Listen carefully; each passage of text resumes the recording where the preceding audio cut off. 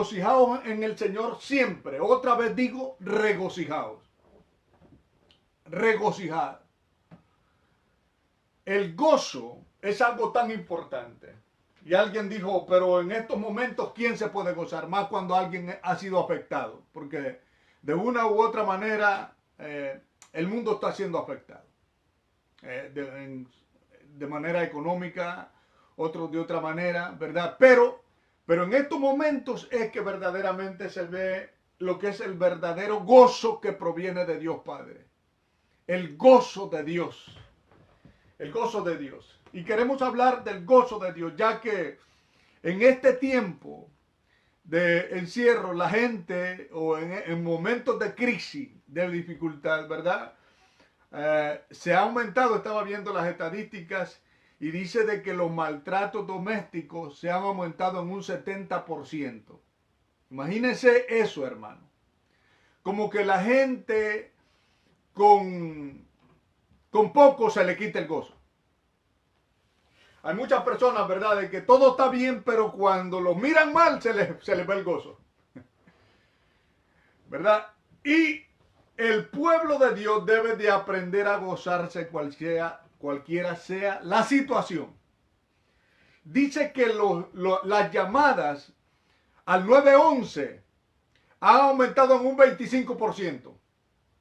En lo que se refiere a los maltratos, que más hace falta en el mundo, el gozo verdadero.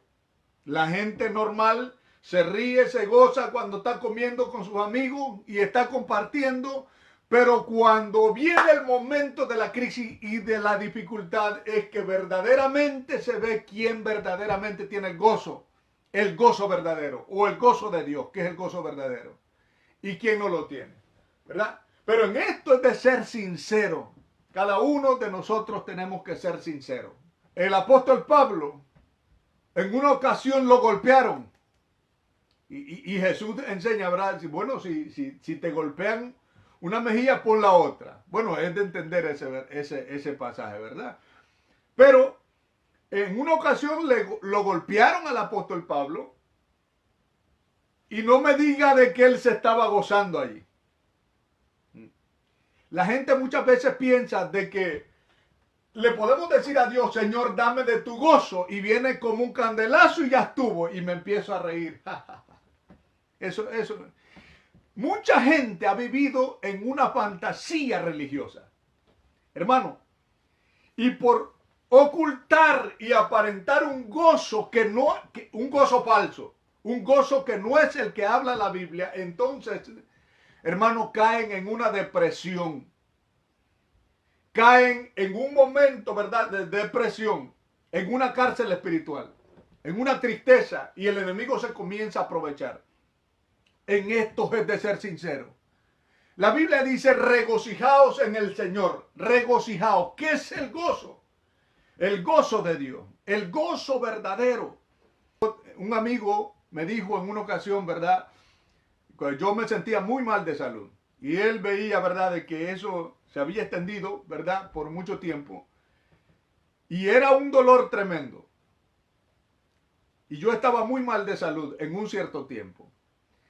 Me sentía muy mal, pero así me reía, así me gozaba, así yo estaba alegre, así yo cantaba coritos. Y él me decía, porque vivía en una amargura él. Y él me decía, espérate, ¿cómo es? Yo no te puedo entender a ti. ¿Cómo es que tú te alegras? ¿Cómo es que te estás riendo? ¿Cómo es que tú te gozas? ¿Cómo es que tú cantas coritos en medio de esa situación? Yo no pudiera aguantar. No te entiendo a ti, me decía.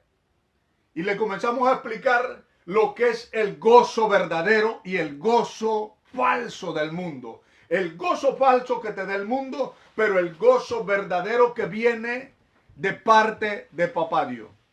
Pero el gozo que viene de parte de Dios no es un gozo, hermano, fantasioso, no es un gozo mentiroso, no es un gozo que de pronto yo le digo al Señor, dame de tu gozo, y viene de pronto. No.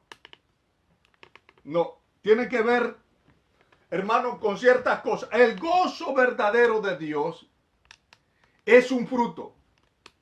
La palabra de Dios dice en Gálatas capítulo 5, el verso 22, comienza a hablar del amor y sus características, ¿verdad? Y comienza a hablar de esa pluralidad del amor de Dios, ¿verdad? Aunque es un solo fruto, pero sus características, ¿verdad? Sus características comienzan con el gozo. Mas el fruto del Espíritu es amor, gozo, ¿verdad? Gozo, chará en el griego, ¿verdad? Y simplemente lo que significa es alegrarse. Pero más que lo que puede indicar el griego, hermano, lo que quiere indicar el griego es una palabra hebrea, ya que los que estaban, el apóstol Pablo era un hombre hebreo. Él era hebreo, él era israelita. Él lo dijo en Romanos capítulo 11, el verso 1, ¿verdad? Que era de la tribu de Benjamín. Él era un hebreo. Los discípulos eran hebreos. Pedro, Juan, Santiago, todos ellos eran hebreos. Jesús era un judío, por lo tanto, hebreo. Hermano, y aunque la Biblia, el Nuevo Testamento, haya sido preservado, escuche bien, preservado en griego, no significa de que el Nuevo Testamento es un libro griego, sino que es un libro hebreo. Sus conceptos, todas sus enseñanzas son hebreas, ya que Jesús nunca habló griego, sino que habló hebreo. Un hebreo arameizado, ¿verdad? Un hebreo galilaico. Y los discípulos también, ¿verdad? Eran hebreos. Por lo tanto, la palabra que quiere indicar el griego, ¿verdad? Shará, que simplemente lo que significa es alegrarse. Lo que quieren indicar y quieren explicar es algo conocido para el pueblo y es una palabra hebrea, ¿verdad? ¿Por qué? Porque, hermano, dice, mas el fruto del Espíritu es gozo. Lo primero es gozo. Gozo. Hermano, el gozo no viene simplemente, le decía, con decirle, Señor, dame de tu gozo y viene el gozo. No, el gozo es un fruto, mas el fruto del Espíritu es amor, gozo, es un fruto. Hay tanto, y el fruto, como lo dije en alguna ocasión, ¿verdad? El fruto no se recibe, sino que se cultiva. Es como el carácter. Hay tantos profetas mentirosos hoy en día que dicen, recibe carácter de parte de Dios. No, no, no. El carácter no se recibe. Recibe el fruto. El fruto no se recibe. El fruto y el carácter se cultivan. Es decir, de que si se cultiva, no es que yo le pido al Señor ese gozo y el Señor ya me lo dio. No, sino que es una responsabilidad de nosotros. Y usted sabe que lo que va a entrar al cielo, ¿verdad? No son... gloria a Dios si una persona habla en lengua, gloria a Dios si una persona profetiza, gloria a Dios, hermano, si una persona tiene el don de ciencia, de palabra de ciencia, ¿verdad? De discernimiento de espíritu, los dones que pueda tener una persona. Pero el apóstol Pablo dice en 1 Corintios capítulo 13, el verso 8, dice que cesarán las lenguas y las profecías. Se van a esconder la profecía y el don de lenguas van a terminar y van a cesar, hermano. Pero lo que es eterno es el fruto. Y lo que entra a la presencia de Dios no es el don, sino que es el fruto. El don habla de lo que Dios hace a través de una persona, pero el fruto habla de lo que tú haces para Dios.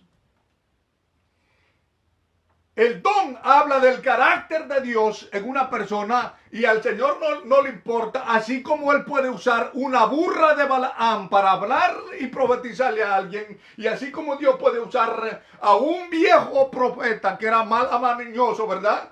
Y usted lo puede ver en el Antiguo Testamento, el viejo profeta. Usted se recuerda la historia, ¿verdad? Así como Dios puede usar a ese viejo profeta, y así como Dios puede usar a la burra de Balaam, y así como Dios puede usar cualquier piedra, hermano, y cualquier persona, así Dios lo puede usar, hermano, pero eso no indica de que esa persona va a entrar al cielo. El viejo profeta, así como era de mentiroso, no entra al cielo. ¿Qué es lo que entra entonces? Lo único que puede entrar a la presencia de Dios, es el fruto, es el carácter de la persona. El fruto. No es el don. no son las lenguas, no son la profecía, sino que es el don, hermano, el carácter, lo que usted es para Dios. No lo que Dios es en usted, sino lo que usted es para Dios, lo que nosotros somos para Dios. Eso es lo único que puede entrar a la presencia de Dios en el tiempo final, porque los dones se van a acabar. Ahora, hermano, si eso es así, tengamos claro entonces qué es lo que es el fruto. El fruto es el carácter. La vez pasada estábamos hablando, ¿verdad?, de lo que la palabra carácter es imagen, ¿verdad? Es lo que se ha traducido en la Biblia como imagen. Imagen, sharaksha, es la palabra nuestra, ¿verdad?, de carácter, carácter. El carácter de Cristo es amor, gozo, paz, paciencia, bondad, benignidad, fe, mansedumbre, templanza. Ese es el carácter de Jesús. Ahora, eso no viene cuando yo se lo pido al Señor. No, eso viene, mi hermano, imagínese usted como fruto la paciencia. La paciencia, cuando usted le pide al Señor, dame paciencia, usted le está diciendo, Señor, dame prueba. Porque la prueba de vuestra fe produce paciencia. Es decir, de que todo lo que es fruto le va a costar a usted y a mí, no a Dios. Lo repito, el fruto no se recibe, sino que se cultiva. No es que yo se lo pido y Él me lo da, no. Es responsabilidad de nosotros, el fruto, el carácter, es responsabilidad de nosotros cultivarlo, hermano, como hijos de Dios. Y eso es lo que va a entrar a la presencia de Dios. ¿Verdad? Entonces, ¿qué es lo que significa carácter? Fíjense bien, hermano, o qué es lo que significa gozo, que estamos hablando del gozo. Dice, regocijaos en el Señor siempre. Otra vez digo, regocijaos. ¿Cómo yo me puedo gozar en medio de la tribulación y de la prueba? A mí me impacta tanto de que hay un momento en de que el pueblo de Dios como Israel ha pasado por tanta prueba y por tanta dificultad, hermano, y están en un momento de crisis y están en un momento de una situación muy difícil y así Dios les da el mandato y la orden, regocíjense. Regocíjate, Isaías capítulo 54, regocíjate, regocíjate. Y después que les llevan a sus hijos cautivos y a sus esposas cautivos y a los hombres de guerra en la cautividad los agarraban y les cortaban los dedos y las manos. Hermanos, después de tantas cosas que estaban viviendo y viene de nuevo el mandato de Dios y les dice, regocíjate. Por eso hay un solo pueblo sobre la faz de la tierra, hermanos, de que se ha perfeccionado en lo que es carácter y el fruto, y es el pueblo de Dios, el pueblo principalmente de Israel. El que se mete con Israel se mete con la niña de los ojos de Dios. El que se mete con Israel se mete con Dios. Y hay un pueblo, un solo pueblo que se ríe, el pueblo de Dios, que se ríe de sus propios problemas, es el pueblo de Dios. Se ríe de sus propios problemas. Israel ha pasado por tanta crisis, por tanto problema, por tanta tribulación, por dos cosas. Número uno, porque es, hermano, el pueblo de Dios. Porque es el pueblo de Dios. Y como pueblo de Dios, el pueblo escogido de Dios, ¿verdad? El Señor lo tiene como el barro en las manos del alfarero y le está dando forma. Eso dice, ¿verdad? En Jeremías capítulo 18. Eso es uno. Uno, porque Dios le está dando forma. Y dos, porque es el pueblo que carga una promesa. Y Satanás le lleva hambre y quiere destruirlo. Y ha jurado borrarlo del mapa, hermano, pero nunca va a poder, ¿verdad? Satanás quiere destruir a ese pueblo desde tiempos antiguos. Estuvieron cautivos por los egipcios, estuvieron cautivos por los asirios, por los babilonios, por los medopersas, por los griegos, por los romanos y después por Alemania, ¿verdad? Fueron azotados para el tiempo de la Segunda Guerra Mundial, que murieron tantos judíos. Hermano, ¿por qué razón? Porque Satanás quiere borrarlos del mapa y a través de todos esos problemas han cruzado, hermano, han cruzado y Satanás no los ha podido borrar. Como en el tiempo de Esther, que querían borrarlos del mapa. ¿Pero por qué razón? Porque Satanás sabe que es un pueblo de la promesa. ¿Cómo así? Que es el pueblo por el cual vino el Mesías, al que se le dio la promesa del Mesías. Y es el pueblo donde va a venir el Mesías. Está escrito en el Mesías de Israel. Viene sobre el monte de los olivos. Sobre el monte de los olivos.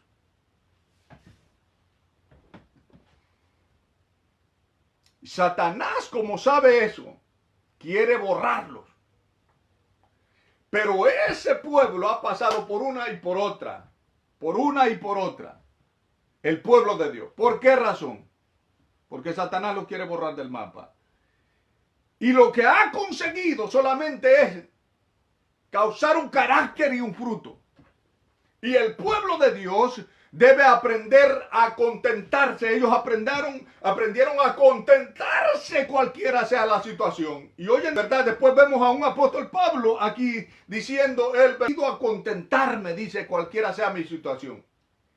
Sé vivir humildemente y sé tener en abundancia. Por lo uno y por lo otro estoy preparado, dice, ¿verdad? Claro. Hay un solo pueblo que se ríe de sus propios problemas.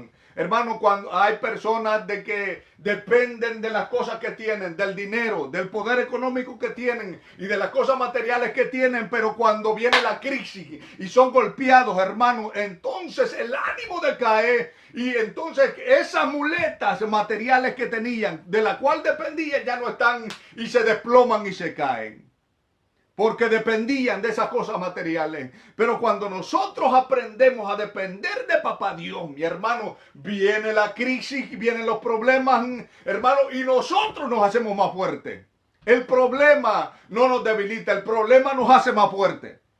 La crisis nos hace más fuertes.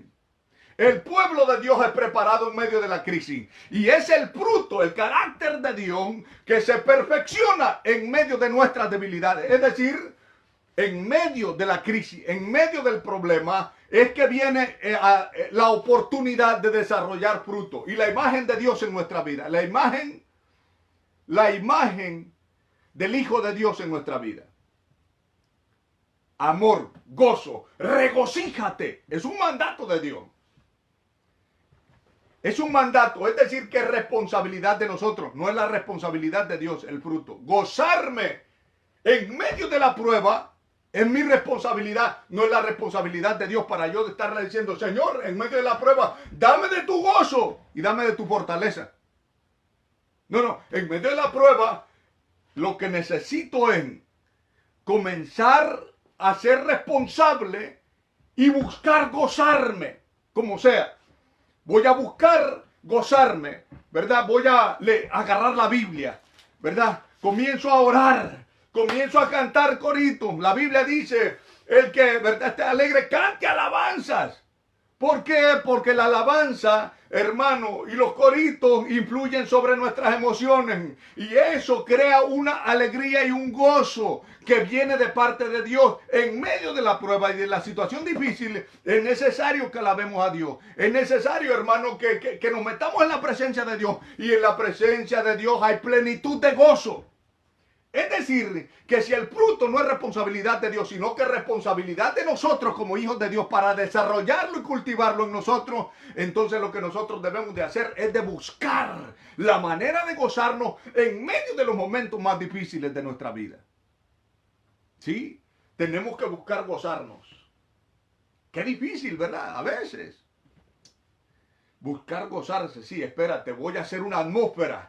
Voy a hacer una atmósfera, ¿verdad? Para yo sentir el gozo de Dios, para meterme en esa presencia. Y en la presencia de Dios hay plenitud de gozo. Y cuando yo logro meterme en esa presencia, aunque esté pasando por los momentos más difíciles de la vida, hermano, cuando me meto en esa presencia, hermano, en esa presencia hay plenitud de gozo. Y el carácter dentro de mí va creciendo. El fruto se desarrolla en los momentos de dificultad. El fruto no se recibe, sino que se cultiva. Es decir, no es responsabilidad de Dios, sino que es responsabilidad suya y mía. Debemos de aprender a gozarnos en medio de la tribulación, ¿verdad? Hay personas de que cuando están pasando por una tristeza, hermano, por un momento de dificultad, lo que hacen es de que comienzan a gozarse con los amigos, comienzan a gozarse con las payasadas que salen en la televisión, comienzan a gozarse con la telenovela, comienzan a gozarse, ¿verdad?, con los amigos, hermano, y lo que consiguen es corromper su alma. Pero si nosotros queremos entrar a la presencia de Dios y ser salvos, hermano, si nosotros queremos cultivar el fruto de la imagen del Hijo de Dios en nuestra vida, debemos de ser responsables y gozarnos de una manera positiva, buscando la presencia de Papá Dios. En los momentos difíciles, eso no viene en los momentos de alegría.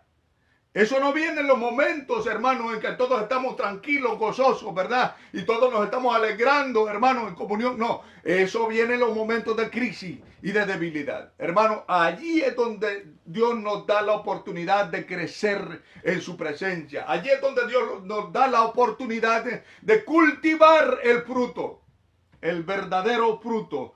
En el Gálatas capítulo 5, el verso 22, más el fruto del Espíritu es amor, gozo. La palabra es Shará, Shairo, o Jará, como dijeran, ¿verdad?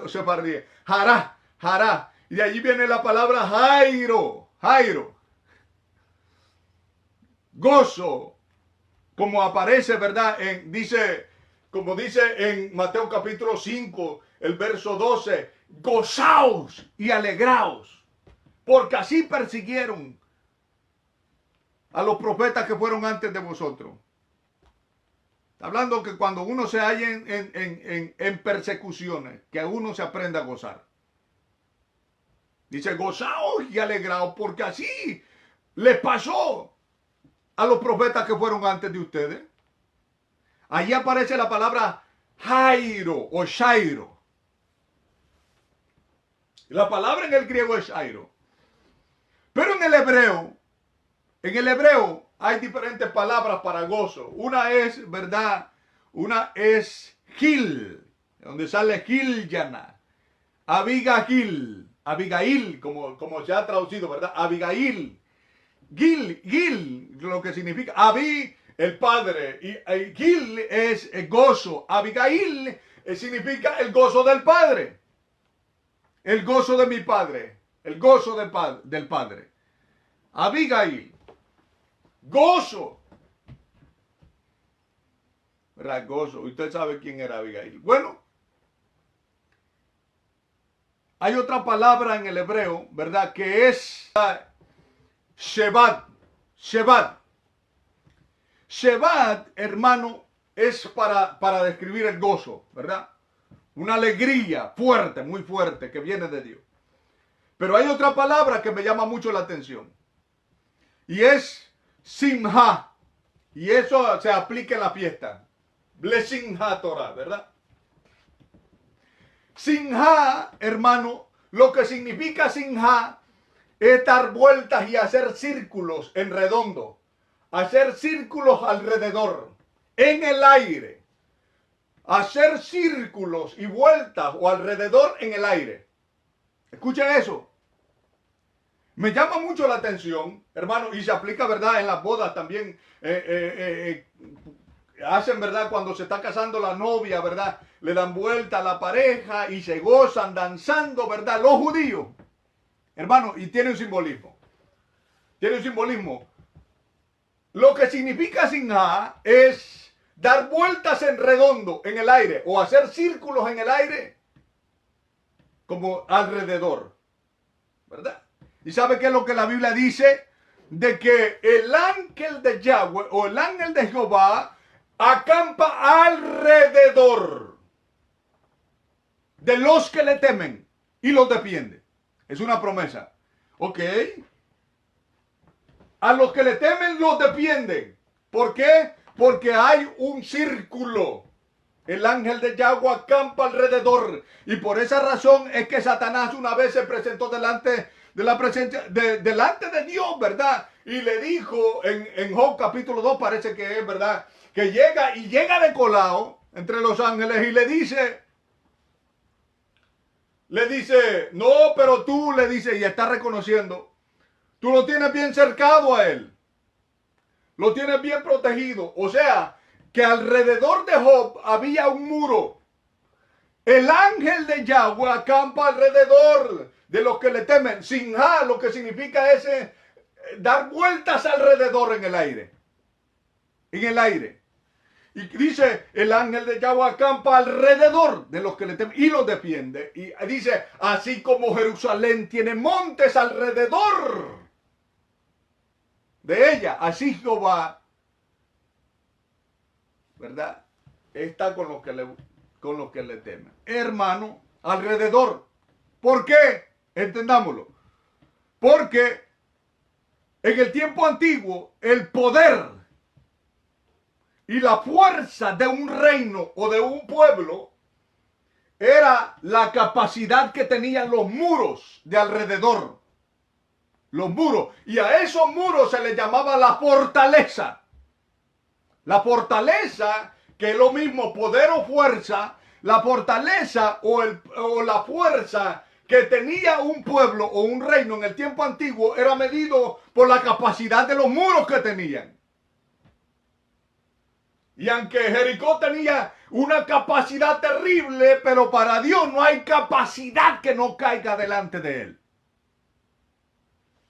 La capacidad que aquí vale en este mundo, hermano, es la fuerza y el poder de Dios. La fuerza del Señor. Y la fuerza, se lo repito, se medía a través de los muros que se le llamaban fortaleza, que estaban alrededor. ¿Qué significa sin A? Dar vueltas en el aire alrededor. Alrededor. Por eso dice que el gozo del Señor es nuestra fortaleza. Es decir, el gozo yo lo tengo que construir alrededor de mí. Y allí viene ese gozo, esa protección. Es un ángel que viene a protegernos. Porque el ángel del Señor acampa alrededor de los que le temen. Pero eso es responsabilidad de cada uno de nosotros. Es un fruto. Entonces, por eso Satanás, hermano, se interesa tanto de derribar y de destruirle el gozo a una persona. Y cuando una persona no entiende, con una mirada se le va el gozo. Cuando una persona no entiende, si no le dan la mano en la iglesia, entonces se le va el gozo. Cuando una persona no entiende, de nada y nada se le ve el gozo. Pero cuando una persona entiende esto, hermano, aún en los momentos difíciles, trata de gozarse. Y en la presencia de Dios hay plenitud de gozo. Y el gozo que sinja, hermano, lo que significa es vueltas alrededor de nosotros, de protección. Eso se construye, eso se cultiva. ¿Por qué? Porque es un fruto. Mas el fruto del Espíritu es amor, gozo, paz. La persona no puede tener paz si no tiene gozo. Y en esto tenemos que ser sinceros. Concluyo con esto. El fruto no es responsabilidad de Dios, lo repito. Es responsabilidad de nosotros. Debemos de aprender a contentarnos, como dijo el apóstol Pablo, cualquiera sea nuestra situación. Vivir humildemente, aprender a vivir humildemente y en abundancia. Hay personas que se dañan cuando viven en abundancia. El ego, hermano, la estima y el ego es como la temperatura, ¿verdad? O la presión, dicen uno. ¿Verdad? No tiene que estar ni muy arriba ni muy abajo. Así debe ser el orgullo, debe de ser un orgullo sano, ni muy arriba ni muy abajo. Si está muy abajo es una falta de estima, hermano. Hay personas que tienen la estima destruida, no se atreven a mirar a los ojos a las personas. ¿Por qué? Porque se sienten mal, tienen una estima por el piso, ¿verdad? Y necesitan ayuda. Hay otros, hermanos, y hay personas que eso lo confunden con humildad. Eso no es humildad. Eso es, hermano, no tener estima. Y el otro extremo, ¿verdad? Es el orgullo. Hay personas que se enaltecen, hermano. No. Dice, sé vivir humildemente y sé tener en abundancia. Para una cosa estoy preparado, pero también para la otra. Y eso no nos daña. Al contrario, nos hace más fuertes. Porque el fruto de Dios y el carácter de Dios viene a través del cuando usted y yo nos gozamos en medio de la situación. En la presencia de Dios hay plenitud de gozo. Muchas gracias, Dios le guarde, Dios le continúe bendiciendo, mi hermano.